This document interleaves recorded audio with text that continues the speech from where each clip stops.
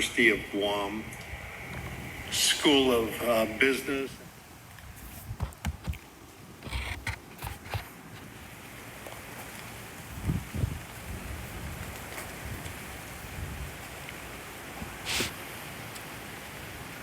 Hi there.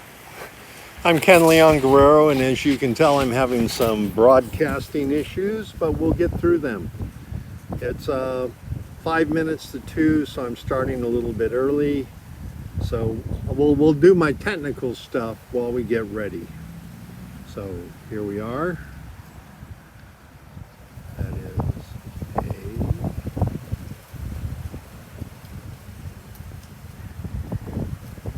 and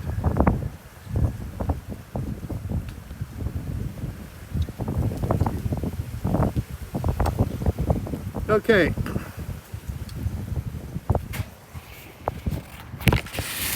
The meeting's supposed to start officially at 2 o'clock. So what we'll do right here is cover some ground rules. I am running a voter initiative process. I am just an ordinary citizen, one who is very, very concerned about the way the politicians on this island are using government of Guam and its assets like their personal ATM machine or their personal slot machine. And when they do that, when they are allowed to get away from it, it is the rest of the people of Guam who suffer. Over the past 15 years that I've been a community advocate standing up against politically well-connected insiders and representing the people of Guam before agencies, administrations, and legislatures, I have seen millions of dollars of public funds diverted from public funds into private hands. I've seen millions of dollars worth of land diverted out of public trust into being controlled by private hands. And every time something like that happens, it is the people of Guam, the children of Guam, the grandchildren of Guam, and the great-grandchildren of Guam who suffer. I say that because there is a report issued by the Army Corps of Engineers some years ago that highlighted it would take about $140 million to build a new middle school that is badly needed for this island, and to bring all the existing public school buildings up to state-of-art standards. In the last administration, within days of taking office, the Governor Calvo had Ray Tenorio, his lieutenant governor, sit in on a smash and grab, for lack of a better thing. He had a group of people file suit against Guam Solid Waste because they felt that they deserved more money than the land was appraised for by the federal appraiser, which went through the condemnation process, got multiple appraisals on the property that Lejean was built on eventually. And they were well compensated. I think they got something like $4 million for the land that previously had been purchased for a couple $100,000. So they made a fair profit, and the federal receiver treated them well. Then after the Calvo Tenorio administration took office, one of their first acts was to have Guam Solid Waste Authority get the land reappraised, and they came in at $35 million, and they paid another $31 million to the owners of the properties. They didn't go through the receiver because the receiver was against doing that. And money got taken out of the government of Guam Treasury and got put into the private hands. That was $31 million that did not go to 1/3 of the repairs to all of Guam's schools. That shows you how politically well-connected insiders game the system and help improve their financial security at the expense of ordinary citizens like you and me. I am in the Supreme Court of Guam right now, fighting to protect the right of citizens like you and me to hold government accountable. And while we're waiting for 2 o'clock, let me just go ahead and play a little video clip from the opening of that. The Supreme Court is now in session. The Honorable Robert J. Torres, Associate Justice presiding. Would the clerk please call the case? This is Supreme Court case number CBA 20-008, Joaquin v. Leon-Guerrero, individually and as a taxpayer, plaintiff appellant versus Government of Guam, Department of Administration, and Edward Byrne in his capacity as director, defendants appellants. Appearing for the plaintiff appellant is attorney Braddock J. Huseman. Appearing for the defendants appellees is attorney Jordan Lawrence Paloon. The panel consists of Associate Justice Robert J. Torres, Associate Justice Catherine A. Merriman, and Justice Pro Tem John A. Manglona. Attorney Huseman reserves 10 minutes. Thank you, Madam Clerk. Attorney Huseman, you may proceed. Good morning, Your Honors. My name is Braddock J. Huseman. I represent Mr. Leon-Guerrero. May it please the court. This case began as a simple taxpayer case and has changed into something quite different. Now it is a case that involves this court's jurisdiction, standing, and even the separation of powers. The Superior Court of Guam dismissed Mr. Leon-Guerrero's taxpayer suit because he lacked a sufficiently concrete injury to satisfy the injury requirements found in the Article 3 of the United States Constitution. The Superior Court came to that decision because of this court's opinion in what the briefing papers refer to as the airport case, In Re AB Wanpat International Airport Authority, a 2-year-old case. The Superior Court interpreted a few paragraphs of dicta within the airport case to conclude that in all cases in Guam, courts require a federal Article 3 standing analysis, particularly as it pertains to injuries. The Superior Court's interpretation, however, is incorrect. The U.S. Constitution does not mandate Article 3 requirements on the island of Guam, and neither does the Organic Act. In fact, the requirement of an Article 3 injury in fact upends literally decades of case law on Guam. Worse, the requirement of an Article 3 injury in fact in all cases as an irreducible minimum jeopardizes a host of Guam statutes, as well as this court's own original jurisdiction and several opinions rendered thereunder. Mr. Leon-Guerrero asked that this court reverse the Superior Court's decision, that it harmonize its case law, and that it remand the case to the Superior Court for further proceedings. With my time today, I'd like to discuss 3 main points. First, there is no irreducible minimum of a case or controversy requirement on Guam. Second is that the Superior Court erred in its interpretation of the airport case. And finally, that if the Superior Court's decision is allowed to stand, if this court does not harmonize its case law, there are catastrophic implications for jurisprudence on Guam.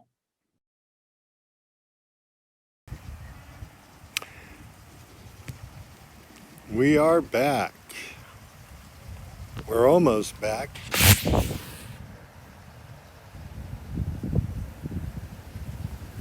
I'm Ken Leon-Guerrero, and today we are now live.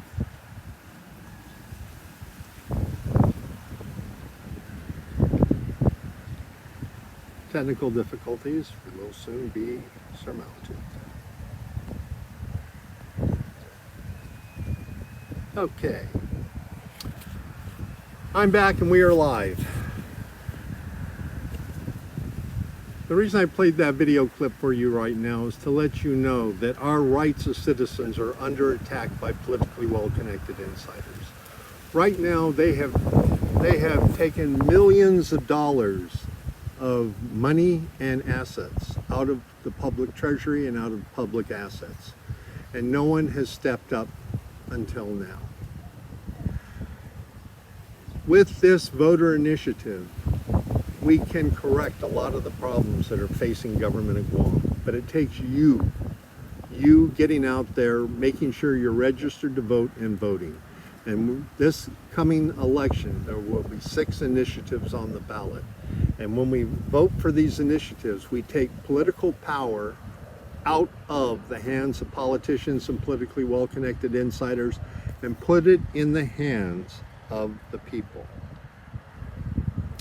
Starting with our first initiative, no primary election.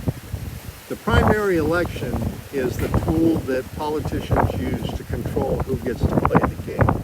And I apologize for the fact that the wind noise is so loud right now. It's unfortunate, but apparently there's been a drop in communications and no one has opened the Yona Community Center for me, so I'm doing it out here in the parking lot. The primary election is the tool that politicians and political parties and some well-established business interests use to control who gets to run for public office. It takes a lot of money to run in a primary election. And donors are reluctant to donate money to new faces, but the people always complain, how come there's no new candidates? Part of the reason is because of us. We don't support new candidates. You want to see a change? There's an old saying, if you want to make change in the way things are, change the people who run things. And that's what we need to do. We need to support new candidates, not just with our vote, but we need to give them money. Give them $10, $20, whatever it takes for them to help mount a credible challenge to incumbent politicians. And if we eliminate the political party-dominated primary election campaign, that will be a great first step. The second thing is to go to a part-time legislature. Right now we have a full-time legislature and they are wasting our time and money trying to appear worthy of a full-time paycheck. And there's not enough work for them to generate a full-time paycheck. The senators have 3 duties in the Organic Act: set policy, approve budgets, confirm directors and appointments. Everything after that is a waste of time for the most part. What we end up having is senators micromanaging government of Guam. So we have 2 sets of administrators. We have those administrators who are confirmed by the senators, and then we have the senators and the staffs themselves riding shotgun on top of the people they already appointed. That's not sustainable. It costs money. With a part-time legislature, we'll be able to get the best and brightest to once again stand up and serve. Because public service is something you feel in the heart. But unfortunately, for most of the current legislators, public service is something they feel in their pocketbook. And you only have to look back in the recent history where they gave themselves a massive pay raise and made it retroactive, making them the second highest paid legislators in the United States. They fought hard to keep $85,000 a year, and it was only after we the people stood up and complained loudly that the senators, after 6 of them lost their seats over the pay raise issue, finally rolled back the pay raises back to where they were. We need to see the same level of activity of citizens standing up and voting for these initiatives to let the politicians know they screw with the people at their own peril. The third initiative is to return to 21 senators. This is going to be a short presentation because it's about to rain and I'm out here in the parking lot and the Yona Community Center is closed. So I'm going to get through these to meet the legal requirements, but I will give more presentations in more detail between now and the end of next Saturday. This is meeting number 6. Number 7 will be at 4 o'clock in Tamuning at Megabyte. Anyway, getting back to the return to 21 senators. Right now we have 15 senators, which is too much power concentrated in too few hands, and we don't have a true representation of the people. We need to go to 21 senators to get more people in and get a more diverse group of people in to spread the workload out so that when we have a part-time legislature, we will have enough people to do the people's work. Number 3, as I showed you in the video, Government of Guam, the Attorney General's office, and truth be known, probably a lot of the senators are fighting hard behind the scenes to make it impossible for ordinary citizens like you and me to hold the government accountable. I've filed a number of lawsuits against the government. It's not easy, but I want to make it easier for citizens who know something, who feel that the taxpayers and the citizens of Guam are being abused by improper actions that violate laws, policies, and procedures, or outright breaking the laws we've seen in this procurement debacle with the administration. But no one in government of Guam seems to care, certainly not the Attorney General's office. We need to have the power as citizens to bring actions against government officials and even the government itself.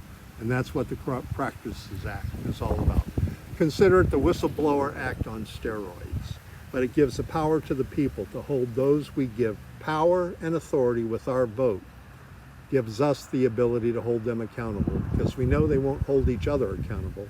Look at the lack of action from the Ethics Commission that was finally stood up after 30 years. The next one, elected public prosecutor. We need our own Jack McCoy. We need someone to stand up for the people of Guam, because since I've been on island, the elected Attorney General has been more a lapdog of the governor than a servant of the people. And leaving Camacho has got to be the worst. When we look at the catch and release program that's taking place at the Attorney General's office, and the fact that so many people out on pretrial release are being arrested a second and third time, and yet his office makes chasing class action suits that will take years, if not decades, to mature more important than defending the people of Guam. And the fact that crime is skyrocketing and drugs are skyrocketing, and yet the Attorney General does nothing. We need a public prosecutor who will make prosecuting white-collar crime, fraud and corruption, and criminals his reason to get up every morning, and we don't see it in the current process. And finally, we need to go and give the Office of Public Accountability the tools they need to properly oversee a billion-dollar budget and multi-billion dollars of contracts to make sure that the interests of the people of Guam are well represented and the funds properly expended. Because for every dollar that gets taken out, it takes 10 or 20 tax dollars to replace it. And we don't have that economy, we don't have that employment base to be able to do that much longer. So we need to have powers with the public auditor that he can prosecute fraud, waste, and abuse and corruption. Because we know the Attorney Generals can't and won't. Given the public auditor the power to do it on his own is one way we can improve the quality of life here on Guam and make sure our tax dollars are well spent. There's going to be another meeting later today. I'll get into more detail because I'm chasing the rain, although it seems to have disappeared, but in any case, we'll get back to it later. If you have any questions, you can reach out to me at kenleonguerrero@yahoo.com, or you can leave a message on my cell phone at 727-4321. I look forward to seeing you from Tamuning in a couple of hours.